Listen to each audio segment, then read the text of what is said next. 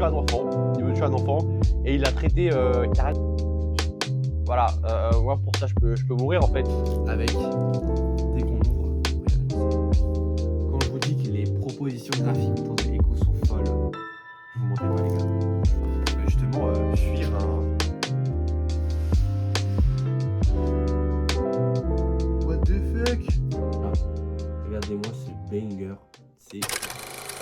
Coucou YouTube, j'espère que vous allez bien. On se retrouve, ça fait un moment, j'ai pas fait de vidéo parce que j'avais la flemme. Voilà, j'avais la flemme, j'avais pas trop envie. Mais là, l'envie est revenue du coup, c'est pour ça que il y a une petite vidéo YouTube quoi. Du coup, qu'est-ce qu'on va se raconter aujourd'hui? Aujourd'hui, on va parler des dernières lectures parce que j'ai lu pas mal de trucs par rapport à la dernière vidéo lecture et tout. Donc, on va en parler quoi. Du coup, la vidéo va se séparer en 2 parties. Il y aura la partie où je vais vous présenter les choses que j'ai lues récemment, enfin, les choses que j'ai lues le mois dernier, du coup, au mois de mai. Je vais pas parler de ce que j'ai déjà parlé dans la vidéo précédente parce que ça sert à rien. Allez la voir pour voir. Mais des petites nouveautés que j'ai lues et aussi des choses que j'ai achetées parce qu'il y a pas longtemps. Je sais pas quand je vais sortir la vidéo, mais la semaine dernière, c'était mon anniversaire. Du coup, on m'a fait un petit cadeau et je me suis fait des cadeaux. Normalement, le cadeau, vous pouvez le voir, il est, il est là. C'est ça. Bref, vous allez voir bientôt, mais voilà. Du coup, c'est parti. Du coup, il y avait du coup Thanos Ascension, ça je vous en ai déjà parlé, du coup, on va pas se pencher trop là-dessus. Mais du coup, ça, les gars, Daredevil sous l'aile du diable. C'était, je vous ai aussi fait une présentation parce que j'avais acheté des comics au Book of de Bastille et c'était dans ces deux-là. Il y avait aussi le Bloodshot Reborn. Attends. Hop, il y avait ça que je viens de finir ça aujourd'hui, enfin ce matin là. Comme je suis arrivé, je l'ai fini et c'est un banger, on va en parler. Mais du coup, Daredevil sous l'aile du diable, banger, vraiment banger. Le début est dingue. J'ai kiffé la manière dont tous les personnages pètent un câble. Genre vraiment Daredevil, il est en mode, il veut tuer un enfant, il veut tuer un enfant et il l'a traité carrément. Voilà, moi pour ça je peux mourir en fait parce que c'est dingue. Pour vous pitcher l'histoire, en gros c'est Daredevil, il vit sa vie de mec triste parce que c'est Daredevil et en gros et Karen vient de se séparer de lui, sad. Et du coup, il fait sa vie et à un moment il y a une meuf qui lui dit tiens, je te donne mon bébé. Et mon bébé, c'est Jésus, la réincarnation du Messie, en fait. Et du coup, il est en mode, mais qu'est-ce que tu me racontes, meuf bouge de là. Elle dit non, parce que je sais que tu es Matt Murdock. Et du coup, il dit, mais what the fuck, comment tu connais mon identité? Et ben, elle lui dit, t'inquiète, je te donne mon bébé. Et du coup, elle lui donne son gamin. What the fuck. Et du coup, bah, dingue, du coup, il doit faire ça, enfin, essayer de savoir est-ce que cet enfant est vraiment le sauveur ou et l'antéchrist. Parce qu'il y a un mec qui vient le voir qui lui dit mon gars, le bébé, il va faire l'apocalypse. Il va faire le doomsday, mon gars.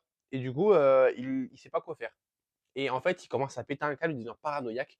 Et en gros, à la fin, quand le véritable antagoniste apparaît, tu comprends tous les rouages de l'histoire.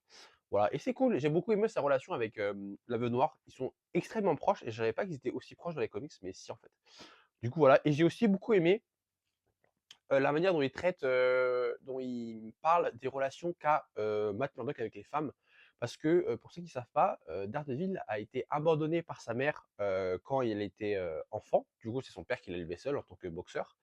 Et en gros, sa mère, elle est rentrée dans les ordres et est devenue une nonne, du coup. Ouais, une nonne. Et ensuite, ce qui fait que plus tard, il l'a revu et dans l'histoire, il la revoit. Et en gros, il y a, je sais plus quel personnage, je crois que c'est la Veuve Noire ou je sais plus qui lui dit, ouais, en gros, tu combles ton manque affectif maternel par plein de relations qui, même si elles ne mènent à rien, ben, tu y vas quand même parce que c'est toujours pour combler le vide, ce manque d'amour maternel que tu n'as jamais eu et que tu désires à travers d'autres femmes, en fait.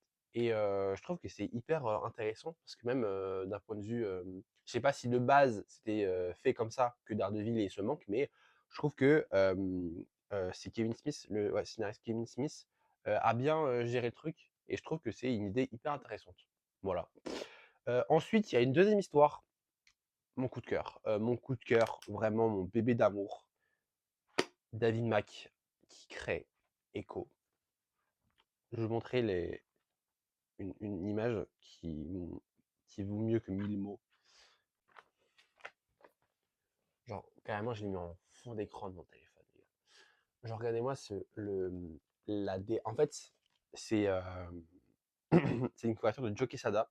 Et en gros, vous voyez cette DA, genre, avec un peu truc peinturé, ça se dit pas peinturé, c'est dingue.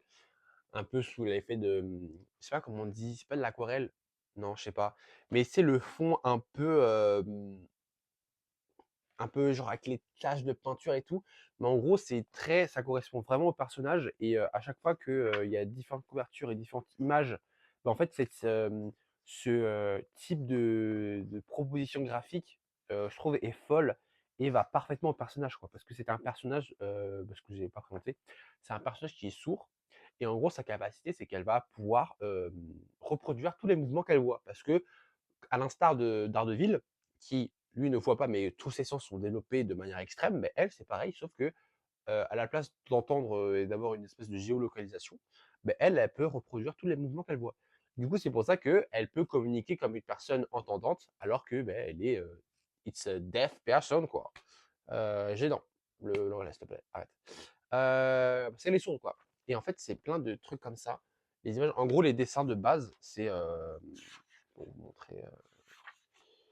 montrer. Non, c'est des dessins comme ça, tu vois, les dessins de Joe Quesada, nanana. Voilà, tu vois. Mais en fait, des fois, tu vas avoir un changement dans les graphismes, genre là, avec les fonds et tout. Je suis en train de baiser la tranche. C'est pas grave. C'est pour la bonne cause. Et voilà, en fait, ça, voilà. Parce qu'en gros, son père, pour vous expliquer un peu l'histoire, c'est que son père est décédé. Et en gros, il travaillait pour le caïd. Et en gros, le caïd a fait comprendre à Echo, du coup, que c'est son père, c'est Daredevil qui a tué son père. Alors que non, c'est le caïd. Et du coup, il met le chapeau sur Daredevil. Et du coup, elle, son but dans l'histoire, c'est de tuer Daredevil. Et aussi, je vous ai pas précisé, mais c'est une femme issue des peuples autochtones d'Amérique. Du coup, c'est une amérindienne. Et je trouve que ça correspond encore plus à la DA du personnage, quoi. Regardez-moi ça, c'est fou. Elle a une aura, mais tellement incroyable. Et je ne kiffe pas, c'est pour ça, juste parce qu'elle est belle ou quoi, parce qu'elle l'est, hein, mais c'est juste tout ce qu'il y a autour d'elle, cette espèce de mysticisme, en fait, que je surkiffe. En fait, elle est à la fois, comment dire, innocente, parce qu'elle reste dans un monde un peu, comment dire, euh, un peu féerique, j'ai envie de dire. Surtout, je sais pas si je vais vous trouver la planche. Bref, on s'en fout. Mais en fait, des fois, il y a beaucoup de trucs en mode dessin fait par des enfants qui, qui changent le, le fond de l'image. Non, ça n'a aucun sens que j'ai dit. Donc, des fois, genre, elle va faire des mouvements et il y a des petits dessins qui vont apparaître comme ça, en fait. Et ça montre aussi, je pense que ben, dans sa tête, c'est encore une enfant parce que justement, quand tu perds un parent aussitôt, ben, tu restes quand même accroché à une époque où tes parents étaient encore là et à une époque où tu étais enfant, quoi. Du coup, regarde ce côté enfantin, mais je trouve que ça correspond bien au personnage. Et même, regardez, là, c'est comme autour de l'image, c'est des dessins d'enfant, tu vois. Comme quoi, elle est un peu restée dans l'enfance et elle est encore un peu naïve de ce monde. Et ça correspond aussi au fait que, vu qu'elle est sourde, ben, elle est un peu genre euh, dans sa bulle, en fait, parce qu'elle n'entend rien et elle ne perçoit pas le monde comme nous, on le perçoit, quoi. Et je trouve que c'est une. En fait, il y a plein de petits détails qui font que je kiffe ce personnage. C'est incroyable. Vraiment, je kiffe. Donc voilà. Donc, dans cette histoire, il y a Daredevil sous l'aile du diable et Tranche de vie. Voilà. Du coup, et le vrai nom d'Echo, c'est Maya Lopez, je crois. C'est ça? Oui, c'est ça. Ouais. Bref. Voilà, donc vraiment Daredevil sous l'aile du diable, je vous recommande grandement. Du coup, on va continuer sur les lectures de mai avec ces deux petits récits. On va commencer par Superman for All Season. Bon, je ne pitch pas trop parce que la plupart des gens connaissent. En gros, ça raconte. C'est une histoire séparée en 4 parties selon les saisons. Et dans chaque saison, tu as un personnage proche de Superman qui va raconter sa perception du héros et de l'homme derrière le héros. En gros, le premier, c'est Jonathan Kent, le père. qui correspond à l'automne, du coup. À chaque fois, non, le printemps, pardon. Là, vous avez le printemps, et en gros, tu as un narrateur, et à chaque fois, le narrateur, c'est quelqu'un proche. Du coup, là, le premier, c'est Jordan Kent. Ensuite, on passe à l'été avec Lois Lane, du coup. Et on passe l'été avec Lois Lane. Et du coup, la suite, c'est l'hiver avec Lex Luthor. Et ensuite, en dernier, c'est l'automne avec Lana Lang, le premier amour de Superman. Et juste pour vous montrer, ça, c'est la planche la plus célèbre, je pense, du comics. Voilà. Regardez-moi ce banger. C'est juste magnifique. Le Tim Sale, il fait un boulot de malade. Les doubles planches sont folles. Juste la page d'après avec Metropolis, là. Voilà, vraiment, c'est exceptionnel. Même les grandes pages. Voilà, ça, c'est fou. C'est dingue, c'est dingue, c'est dingue.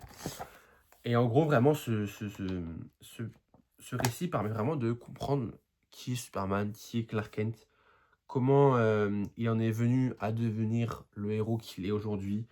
Et vraiment, si vous voulez lire du Superman ou commencer même les comics ou juste vous initier à du Superman, c'est vraiment, je pense, l'un des meilleurs récits Superman que j'ai lu. J'en ai pas lu énormément, mais j'ai lu les plus connus. Et vraiment, celui-là, c'est vraiment une claque folle. Même ça c'est Lex Luthor, voilà. Oui, il est héros de base, c'est dingue.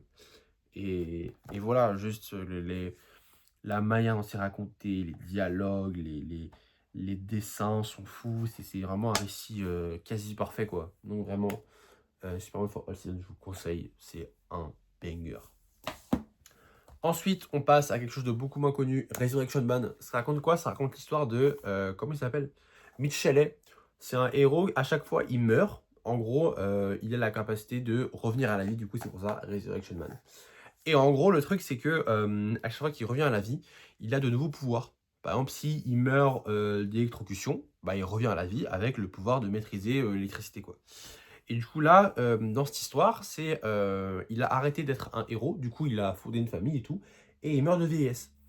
Donc, comme je vous l'ai dit, il revient à la vie, mais sauf que là, il a la capacité de maîtriser le temps, parce que ce qu'il a tué, c'est pas une arme ou un élément, c'est le temps lui-même.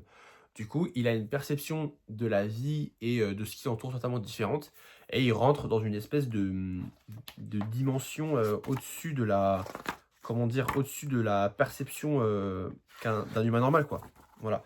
Donc là, il revient à la vie, dingue, il revient à la vie, et en gros, il arrive dans cette espèce de dimension où en gros, sa capacité, ça va pouvoir être de remonter dans le temps et de revenir à son lui du passé pour faire d'autres choix. Du coup, sa vie va changer. Du coup, ça va amener à une espèce de lutte pour lutter contre une espèce d'annihilation totale de l'univers. Voilà. Oui, mais comment c'est possible? Ben, je vous le dis pas parce que faut lire ce petit banger. Voilà. Je vous montre quelques planches. Dingue, crazy.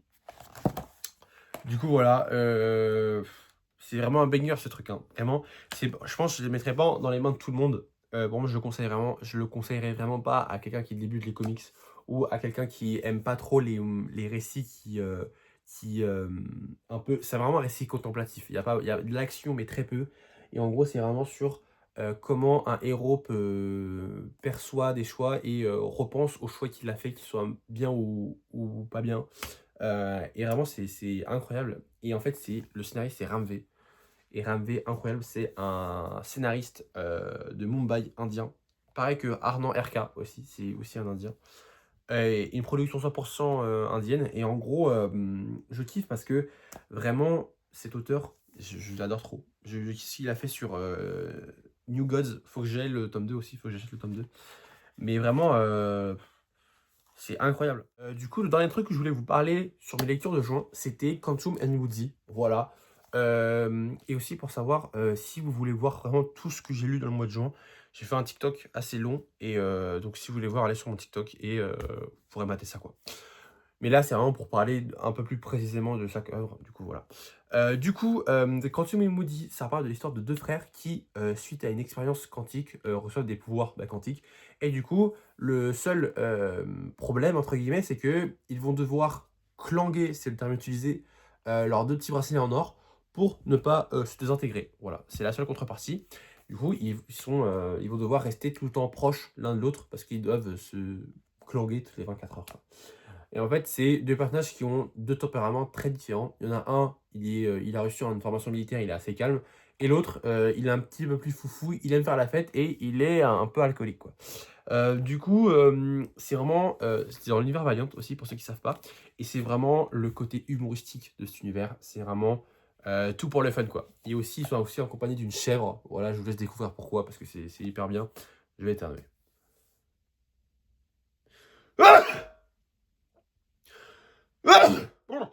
OK, du coup et vraiment l'histoire je kiffe. Voilà, vraiment c'est trop bien. Il y a un homme est. Oui, mais qu'est-ce qu'il raconte lui? Il y a un homme est. Voilà. Attendez. Ça, je vous jure, c'est vrai, il y a un homme est qui s'appelle là. Et en gros, c'est un homme fait de haies. Et du coup, c'est un homme est. C'est dingue ça. Et voilà, je kiffe. Et en gros, je crois qu'il y a eu une histoire avant ça, mais je sais pas c'est laquelle, on s'en fout. Mais en gros, vous pouvez commencer sans rien connaître, parce que moi je connaissais rien audio ni trop à l'univers Valiant, et franchement j'ai kiffé. Il y a deux trois petites rêves, mais tu te dis ouais, c'est des histoires de héros quoi.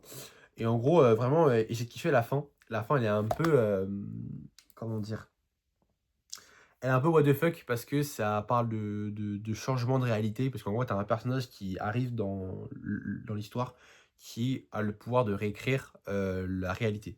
Et du coup, ça part en what the fuck. En plus, déjà que le récit était un peu what the fuck avec les deux personnages, ben là, ça change tout. Et pour vous dire, oui, c'est deux frères. Et en gros, les deux ont été adoptés par un homme qui est un scientifique. Et du coup, c'est pour ça qu'ils ont des pouvoirs quantiques, quoi. Et du coup, et voilà, et vraiment, je kiffe déjà des petits trucs comme ça. Voilà, petit découpage. Voilà. Vraiment, un récit, c'est pas prise de tête, ça va, ça se prend pas au sérieux, c'est très drôle. Et en fait, c'est bien d'avoir des héros un peu décalés, quoi. Ça change du truc de héros Marvel d'ici classique. Et en plus, les deux, ils se foutent sur la gueule, ils se lancent des punchlines de dingue. Voilà, c'est ça quand ils doivent justement se rapprocher leur bracelet pour ne pas mourir, quoi. Du coup, voilà, et vraiment, je kiffe le récit. Le récit est trop bien, voilà. Donc vraiment, si vous voulez rigoler et voir plus d'univers Valiant, les gars, Quantum and Woody, c'est pour vous, quoi. Du coup, on passe sur les lectures de juin. Là, on passe sur les trucs que j'ai lus un peu plus récemment, quoi. Du coup, on a Wolverine, le retour de l'indigène. En gros, c'est dans un espèce de truc de Panini Family, c'est marqué. Là. C'est sorti quand? 2021. Bref, et en gros, c'est un peu comme ça. Vous voyez les récits où il y a Avenger versus Ultron, où ça parle juste d'une équipe. En gros, c'est plein de compilations de petites histoires qui montrent les affrontements. Ça, j'aime pas trop. J'aime pas trop juste les trucs de compilation. Par exemple, vous voyez les je suis Spider-Man, je suis Thor. Ça, j'aime pas trop parce qu'en fait, t'as pas un récit complet. T'as juste plein de petits bouts d'histoire qui se présentent le personnage. Mais c'est pas un truc qui me fait kiffer. Genre, voilà, j'aime pas trop. Mais en fait, dans ce format-là, avec un fond rouge, genre avec Marvel Dark, bah, je crois que les histoires sont un peu plus complètes. Parce que j'avais aussi lu ce truc-là, mais avec Ghost Rider. Et en gros, il y avait le truc Enfer et Damnation. Et je sais qu'il y avait le récit complet de Enfer et Damnation. Du coup, je sais pas si ce truc-là, c'est le récit complet. En tout cas, c'était plutôt pas mal. En gros, c'est l'histoire. On voit qu'il y a nouvelle arme créée par le gouvernement américain. Du coup, il y avait l'arme X, du coup, Wolverine. Et ils ont fait un nouveau truc. Mais du coup, un Wolverine avec une femme. Et du coup, ils l'ont appelé l'indigène. Bon, le nom un peu gaze, mais bref. Euh, Et du coup, non, en VO, c'est de la native. C'est the native. Mais bref, ils sont un peu nuls, quoi. Et en gros, du coup, c'est une femme qui a bah, les mêmes capacités que Wolverine. Comme ça, là. Voilà, c'est elle. Et en gros, c'est le gouvernement qui va engager tant de sabres pour la récupérer. Il va échouer comme d'hab. Et en gros, il va demander de l'aide à Wolverine. Sauf que Wolverine, il va pas la capturer. Il va coucher avec elle. Bon. Bref. Parce qu'en gros, je crois qu'ils se connaissaient avant. Parce qu'en gros, il paraît que quand on a fait l'expérience qu'on lui a mis l'adamantium en lui, eh ben, il paraît qu'elle aussi était dans le programme Arme X. Du coup, ils ont quand même un lien. Mais tu sais, c'est un peu comme genre, ils ont fait. En fait, ils ont mis ça comme un peu deux animaux qui se ressemblent et du coup qui s'accouplent pour justement perpétuer l'espèce. Enfin bref, je vais peut-être un peu trop loin. Mais en tout cas, voilà. Ensuite, ils s'enfuient. Ils arrivent à capturer la meuf. Dents de sabre s'allie à Wolverine pour la faire sortir, quoi. Bref, histoire classique, ça pète. C'est pas dingo. Et ensuite, tu as deux autres histoires qui sont un peu meilleures, je trouve. Avec une qui se passe dans un pays inventé en Afrique. Parce qu'ils savaient juste inventer des pays. Et en gros, c'est Wolverine qui va devoir récupérer un enfant héritier d'une espèce de royauté africaine. Et en gros, c'est un pays qui est un royaume qui est en guerre civile. En gros, il va devoir récupérer l'enfant pour perpétuer l'héritage et qui va peut-être amener à une future paix quand elle sera grande. J'ai pas trop compris pourquoi il faut sauver un bébé pour perpétuer la paix, genre bref. Mais bon, l'histoire était pas mal, juste que le fait juste le fait de récupérer, c'est pas un enfant qui va permettre de faire perpétuer la paix, genre ça se trouve, il va rien apporter, quoi, mais bref. Voilà, c'est un peu c'est une histoire assez sombre quand même, hein. Voilà, c'est vraiment, en gros, il traverse un pays en guerre, quoi. C'est ça le truc principal du one shot, avec une part très sombre. Voilà, un truc comme ça. Donc voilà, avec des explosions partout. Ensuite, il y a un deuxième one shot que là, ça j'ai kiffé. Ça j'ai kiffé. C'est scénarisé par Jason Aaron et dessiné par Howard Chaykin. Et le one shot d'avant, c'était qui? Le one shot d'avant. C'est Le Colis, scénarisé par Stuart Moore et dessiné par C.P. Smith. Voilà, c'est ça la cover. Voilà, du coup, il doit sauver un enfant. Bref, mais du coup, pour le second one shot, là, celui-là, je l'ai vraiment kiffé. J'ai beaucoup aimé. En gros, ça raconte l'histoire d'un employé dans une entreprise dont on connaît pas le nom. En gros, son devoir, ça va être de se poser sur une tourelle, comme ça. Je sais pas si vous voyez bien, une tourelle comme ça. Et en gros, de tirer sur quelqu'un. Il me dit, lui, mais qui est cette personne? Et en gros, il va devoir tirer sur Wolverine parce qu'ils l'ont emprisonné. Et en fait, vu qu'ils savent pas comment le maintenir emprisonné, parce que en fait, on peut pas le sédater, enfin mettre du sédatif, parce que son truc auto-guérisseur fait que, bah, en fait, tu vas devoir mettre constamment du sédatif et c'est juste pas faisable sur le long terme, quoi.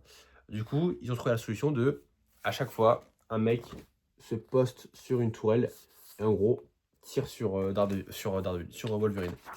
Et en gros, la manière dont est raconté le truc et le déroulement de l'histoire est assez intéressante. Et franchement, j'ai beaucoup aimé. J'ai beaucoup aimé. Donc, en vrai, pour cette histoire, ce truc-là, je mettrais un 6,5 sur 10. Et encore, je suis gentil. Voilà, je suis gentil. Ensuite, là, un truc beaucoup mieux. Voilà, je vous le dis, Good Night Paradise. Good Night Paradise, ça raconte quoi? Ça raconte l'histoire d'un SDF sur Venice Beach qui s'appelle Eddie, qui il fait sa vie malheureusement d'homme sans abri. Il traîne dans les rues, il s'est trouvé à manger dans les poubelles. Et en gros, il ouvre une benne à ordures et là, il voit une jeune femme et son chien décédés. Et en gros, il va appeler la police et ce truc-là va le travailler. Et Bon, je suis un petit, on s'en fout. Et en gros, ce truc-là va le travailler, ce qui va faire que il va essayer de mener l'enquête pour savoir qui a tué cette femme. Parce que vraiment, c'est un truc qui lui ronge, il se pose la question, mais pourquoi on a tué cette femme? Et du coup, il va essayer de trouver l'assassin. Voilà. Et en fait, ça va mener à une espèce de situation totalement ubuesque qui va mener à un espèce de folie que je vous en dis pas plus, mais putain, je suis trop mal. Ensuite, les gars, le récit que je viens de finir ce matin, c'était un banger, vraiment, c'était incroyable. Bloodshot Reborn par Jeff Lemire et tous les autres dessinateurs. Voilà, je vous les mets ici comme ça. En gros, ça raconte justement Bloodshot juste après un événement The Valiant que j'ai là. Voilà. Attends, je vais vous montrer. Ça se passe juste après The Valiant. Et en gros, tu apprends que justement, dans cette équipe, il y a Bloodshot et il y a également Kai, une jeune ancienne. J'ai pas lu l'histoire pour l'instant, du coup, je sais pas trop ce que ça donne. Mais en gros, ça se passe juste après. Et en gros, tu as Bloodshot qui, suite à la mort d'un personnage, voit Sénanite. Parce qu'en gros, c'est un personnage qui a des nanites dans le sens, ces espèces de micro-machines qui sont dans ses veines, qui fait que, bah, il est bloodshot, qu'il a une super force, qu'il peut se régénérer et c'est un espèce de super soldat, quoi. Et en fait, du coup, après cet événement, il n'a plus ses nanites. Du coup, ça devient un humain normal, ce qui fait que, en gros, il va devoir, bah, mener une vie normale, sauf que, comme ça, voilà, bah, là, il redevient avec la peau, sa peau humaine, quoi, un truc comme ça. Sauf que le problème, c'est que, bah, vu qu'il a plus de souvenirs, il tombe dans une espèce de dépression, ce qui fait qu'il consomme de la drogue, il boit et tout et en fait, à un moment, il regarde des infos et il y a un bloodshot, qui n'est pas lui du coup, qui fait un massacre dans un cinéma. Du coup, il se dit: «Mais what the fuck?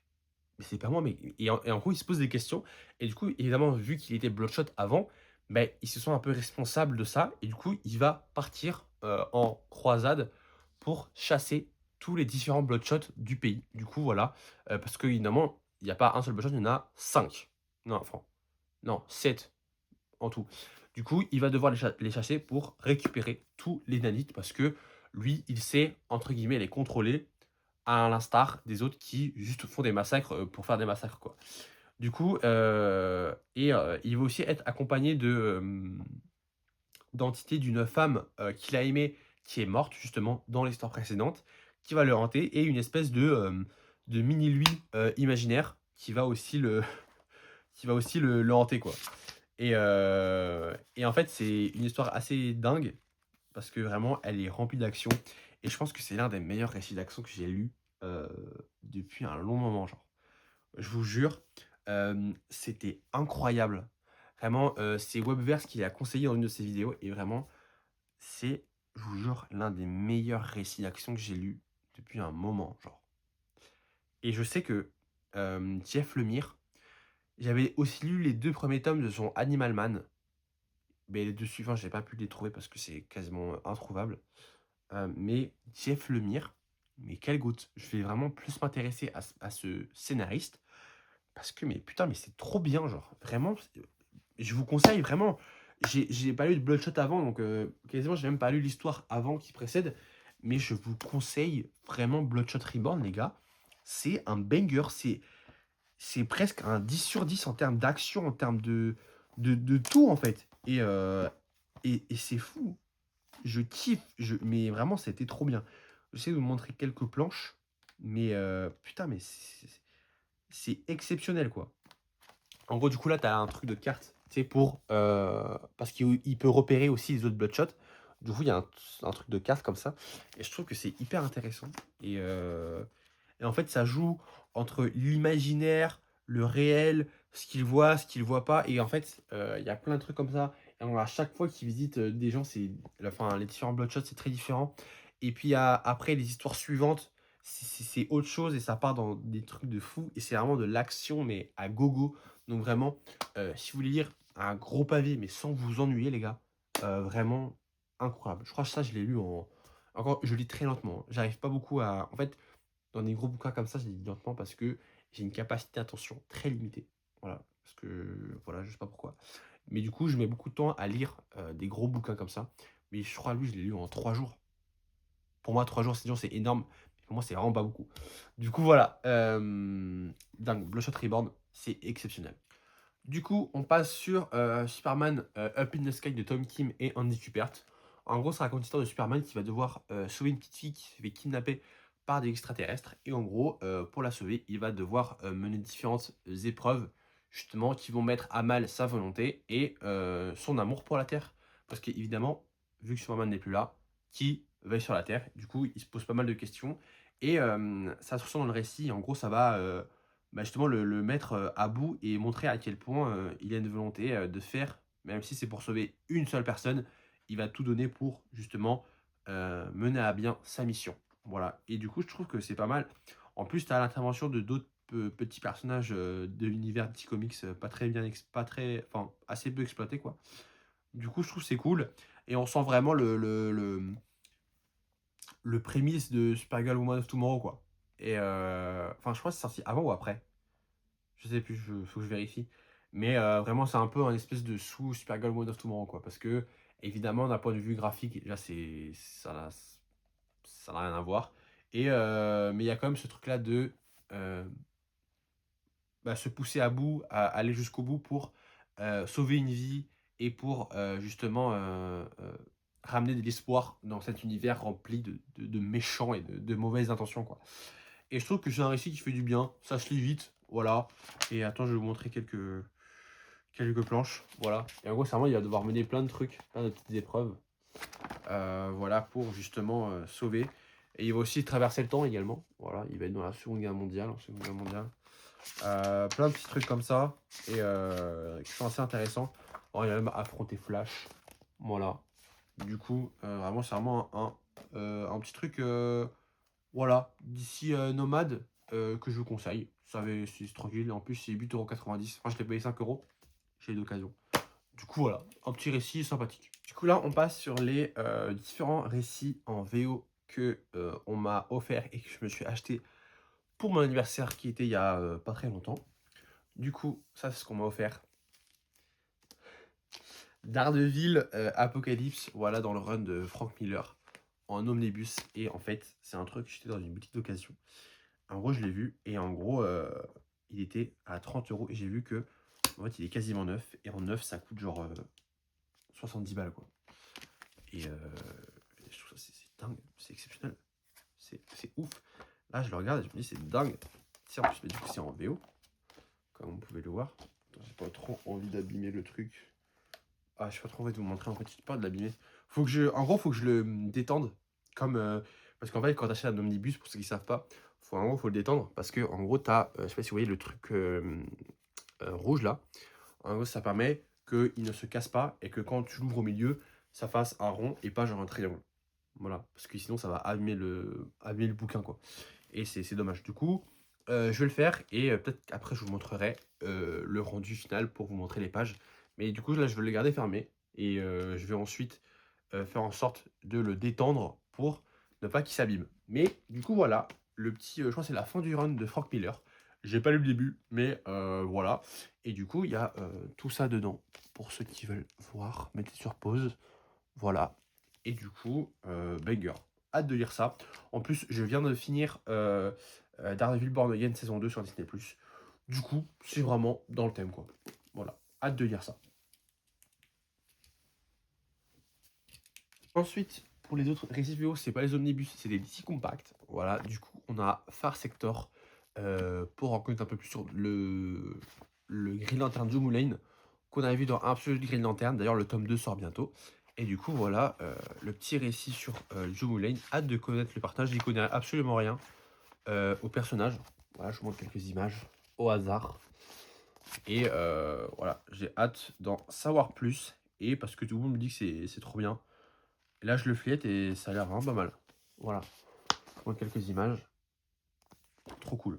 Et du coup, quand de base, j'ai été sur Paris pour me faire des petits cadeaux et pour justement prendre Far Sector parce que tout le monde en parle, mais j'ai également vu, à ma grande et heureuse surprise, un petit Static Season 1 en DC Compact. Voilà, Static. Je sais qu'il avait une série animée dans les années 2000 ou dans les fins des années 90, je crois. Ouais. Et en fait, ce personnage, il a trop de flow. Genre vraiment incroyable. Et j'ai vraiment hâte de lire ce petit DC Compact, ce nouveau personnage qui est trop peu exploité, qu'on voit trop peu malheureusement. Mais bon, malheureusement, il est noir, donc dommage pour lui. Du coup, ben voilà, c'était tout. Ensuite, on passe à ce que j'ai acheté ensuite en VF pour mon anniversaire. Du coup, on passe sur Blata de Alberto Ponticelli, celui qui a dessiné Goodnight Paradise. En gros, ça raconte l'histoire d'une société où tout le monde est immortel parce que justement, il y a une surpopulation et tout contact entre êtres humains a été coupé. Et en fait, les gens vivent dans des espèces de scaphandres comme ça et dans des espèces de pièces qui font à peine 10 mètres carrés. Et voilà, comme ça. Du coup, là, c'est le personnage principal. Et du coup, il vit dans une espèce de chambre totalement hermétique, fermée au monde. Et en fait, chaque être humain vit comme ça. Et en fait, le seul but de ces êtres, c'est de vivre éternellement, mais aussi de travailler éternellement. En fait, c'est juste des produits qui sont faits pour être utilisés pour produire à l'infini. Parce qu'à chaque fois qu'ils meurent d'une certaine manière ou d'une autre, d'une manière et d'une autre, en fait, leur cerveau est pris et ensuite est recyclé dans un autre corps. En fait. Du coup, c'est une vie éternelle et je trouve que c'est hyper intéressant parce que justement, cette réflexion sur, le fait que l'immortalité de ces êtres permet qu'ils ne puissent pas réfléchir à, la médiocrité de leur, existence. Parce qu'en fait, quand tu en tant qu'être humain, on se dit: «Putain, à un moment, on va mourir». Du coup, on va, justement faire un bilan de notre existence et parfois être déçu, de ce qu'on aurait pu faire ou de ce qu'on n'a pas fait, justement. Et du coup, en fait, là, vu qu'ils sont immortels, ils n'ont pas cette pression, de savoir s'ils ont vécu une belle vie ou si leur, existence a été utile, pour eux, en fait. Du coup, ça enlève ça. Du coup, ils sont pleinement, ancrés dans une société où ils doivent juste produire au service d'un grand, d'un enfin, c'est un petit rouage au sein d'une immense machine, qui sert juste à consommer, en fait. Et je trouve que c'est hyper intéressant sur, les relations, notre relation au travail et notre relation, entre nous dans une société qui justement, avec les réseaux sociaux nous permettent de voir plein de gens, mais à la fois d'être très isolés à la fois du coup. Et je trouve que c'est hyper intéressant et vraiment, à la fin du récit, c'était un récit qui est assez pesant quoi. Je le conseillerais pas à tout le monde, voilà, mais c'est, un récit assez intéressant et assez, sur une réelle dystopie, très intéressante. Voilà. Ensuite, qu'est-ce qu'on a? On a, Toutes les morts de Leila Star, voilà, de Ramvé. Je sais pas trop ce que ça donne. Je sais que des gens en ont parlé vite fait et on dit que c'était pas mal, mais de toute façon, Ramvé, je kiffe ce mec. Voilà, je kiffe trop ce mec. Voilà, donc c'est l'auteur de Resurrection Man et j'ai très hâte. Voilà, du coup, vivement de Leila Star. Je vous en parle pas trop parce que je sais pas trop de quoi ça parle, du coup, je l'ai pas trop regardé et j'ai pas envie de me spoiler. Du coup, voilà. Ensuite, on a Daredevil Echo. Echo, encore une fois, évidemment. Quête de vision. Voilà, regardez-moi ce Marvel Prestige. Prestigieux, j'ai envie de dire. Avec, dès qu'on ouvre, regardez-moi ça. Quand je vous dis que les propositions graphiques autour de Echo sont folles, je vous mentez pas, les gars. Je vous jure, regardez-moi ça, c'est incroyable. Même, je tourne les pages, je tourne encore une page. Regardez. Mais c'est la première page, hein. C'est dingue, c'est dingue. Je tourne encore une page. Voilà. Deuxième page. Voilà. On va tourner encore une fois. Regardez, regardez. Hop. Voilà. Quand je vous parlais du monde enfantin, un peu du monde enfantin qu'a Echo en tant qu'adulte. Voilà. Ça le prouve. Et voilà, c'est dingue, c'est dingue, c'est dingue, c'est dingue, c'est dingue. Et à chaque fois que je vois ce genre de planche, ça me fait trop penser à Sandman. Parce que c'est vraiment dans Sandman qu'il y a un peu ce genre de choses. Mais, mais voilà, j'ai hâte de lire ça. Et en gros, ça raconte l'histoire de Echo qui va devoir renouer avec son passé pour avancer vers son futur. Ouais, c'est un peu le pitch du livre. Et vraiment, j'ai hâte de lire ça, quoi. Voilà, banger. Ensuite, on passe aux deux derniers ouvrages que j'ai eu, que je me suis acheté, quoi. On a Watership Down, les gars. Alors, Watership Down, c'est un espèce de roman graphique adapté d'un roman. Et en gros, je l'ai vu dans tous les tops de comics, dans les tops début d'année 2026 ou fin d'année 2025. Et en gros, il était dans tous les tops. Et en gros, ça raconte l'histoire de petits animaux qui vont devoir fuir une menace justement pour leur survie, quoi. Et en gros, j'adore le dessin. Genre, c'est tout mignon. Et en fait, ils vont devoir j'avais même pas vu, je viens juste. Les gars, je vous jure que je viens juste de voir ça. Je l'ai acheté hier. Et ouais, what the fuck. Ok. C'est une espèce de carte, je pense, de la forêt où sont les animaux. Et avec un glossaire lapine. Oh non, c'est incroyable! Oh, j'adore! Je suis même pas au courant, what the fuck. Bah, trop bien. Génial. Grosse surprise. Et du coup, il disait que oui, j'adore, c'est tout mignon, mais en gros, ça raconte vraiment l'histoire d'animaux qui vont devoir fuir pour leur survie. Mais je sais pas c'est quoi vraiment la menace. Je me suis pas spoilé, j'attends de voir et j'ai très hâte de lire ça, quoi. Vraiment, j'ai très hâte. Oh, pardon. Ensuite, dernier ouvrage que je me suis acheté, celui que j'attendais le plus, c'est Moonshadow, les gars. Moonshadow, en fait, c'est un truc que j'ai. En fait, j'ai écouté un podcast sur les comics qui s'appelle Comics Outcast. Et en gros, il parlait de cette œuvre. Et en fait, à chaque fois que j'allais dans une librairie, il y avait ce bouquin. Et en gros, souvent les libraires, ils marquent et mettent des petits papiers pour dire que c'est un coup de cœur, un banger et tout. Ouais, de la poussière ou quoi.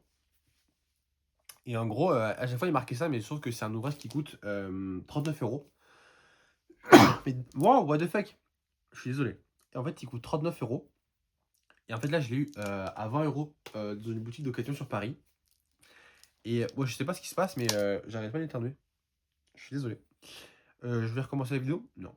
Euh, mais du coup, oui, en gros, ça parle de l'histoire d'un enfant qui va devoir faire une épopée pour pour se connaître lui-même à travers la galaxie. Vous me dites, mais qu'est-ce que tu me racontes? Eh ben, je vous raconte des vérités parce que c'est vraiment ça le truc. Et en gros, c'est un roman graphique entièrement peint. Voilà, les dessins sont entièrement peints.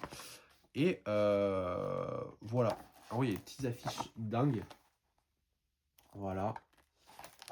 Et du coup, ça va avoir raconté l'épopée un peu ubuesque de cet enfant qui va devoir lutter à travers différentes épreuves au milieu de la galaxie, quoi.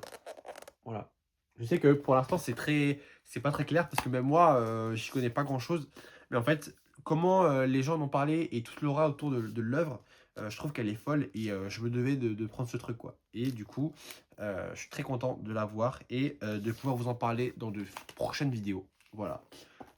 Du coup, bah, c'est tout ce que j'ai à vous présenter. C'était déjà pas mal. Il y a pas eu pas mal de choses. Donc, j'espère que vous avez kiffé. Et bah, je vous fais plein de bisous et bah, à la prochaine, quoi. Bisous.